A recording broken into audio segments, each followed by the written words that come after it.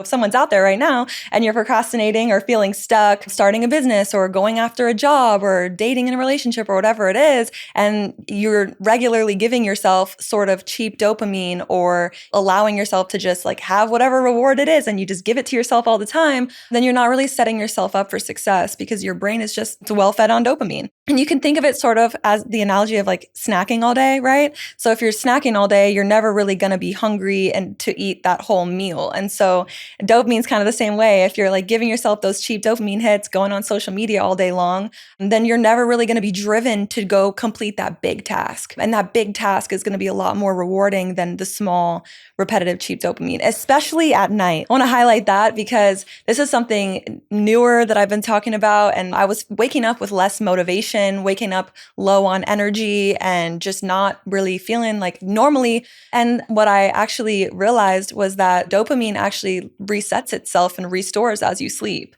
And so scrolling at nighttime or binge watching Netflix or any of those things that give you cheap dopamine and even eating late night snacks and all that, it disrupts your sleep and that keeps your dopamine system from restoring itself. But also it desensitizes your dopamine receptors. So when you wake up in the morning, you're less sensitive to dopamine when you wake up in the morning, when you give yourself cheap dopamine at night. Cheap dopamine is a big reason why people stay stuck. Yeah, because if you're giving yourself snacks all day, you're never going to be driven to cook a meal. If you're giving yourself cheap dopamine all day long, you're never going to be driven to go do the big task that's going to help you get closer to your dreams.